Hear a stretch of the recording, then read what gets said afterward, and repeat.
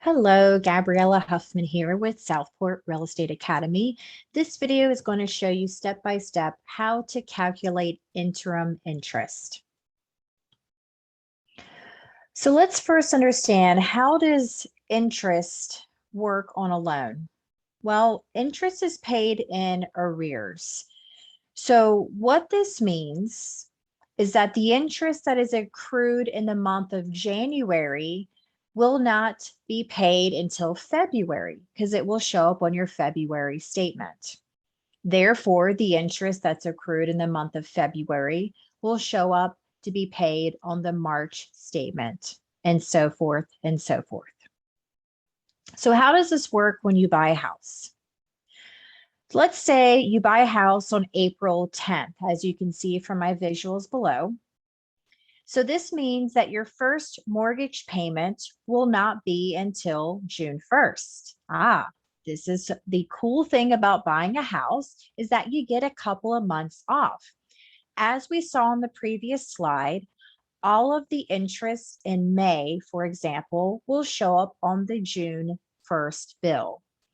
All of the interest in June will show up on the July 1st bill. That's why your first mortgage payment won't officially start until June 1st with an April 10th closing. So what about April's interest? That's what interim interest is. In the interim, the buyer will pay interest from the day of closing, which we have set here for April 10th, to the last day of the closing month, as we have here on April 30th. So we're going to cover all of those days as an interim interest. So I want you to notice the calculation, because this is where students get messed up. You're going to take however many days in that month. So for April, we have 30 days in April, minus the day of closing, which is the 10th. And then you have to add a day. You have to include the actual closing day, because that is when the lender funds the money. So for math purposes, don't forget to add a day. So this particular buyer will pay 21 days of interest. This is interim interest. So interim interest means meanwhile. So meanwhile, while we're waiting for our first actual payment on June 1st, the buyer is going to pay the interim, completing the month of April. So when a buyer buys a house with a mortgage, the lender is giving them a loan at the closing table. Therefore, the lender will charge interest on the day of closing through the closing month. Why? Because the lenders don't lend for free. So mathematically, you'll always have at least one day of interim interest if you're closing on the 1st, for example, but no more than 1 month's worth. So you're only going to calculate through the closing month.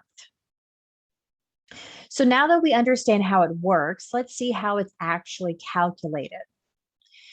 You're going to take your loan amount times your interest rate, divided by 360 days. Notice I have an asterisk here because in pre-licensing, every single month has 30 days, so 360 calendar days.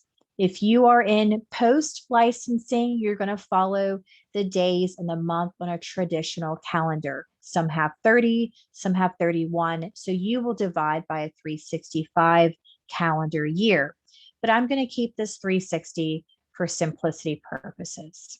Once you do that calculation, you'll get a daily interest. And then you're going to times that by the number of interim interest days that the buyer is going to pay. So let's throw some numbers in here. Let's assume our loan amount is $240,000 and our interest rate is 3%. That gets us to $7,200 annual interest. We're going to divide by 360 days because we're going to pretend we are in pre-licensing, and that's how many days are in a pre-licensing calendar.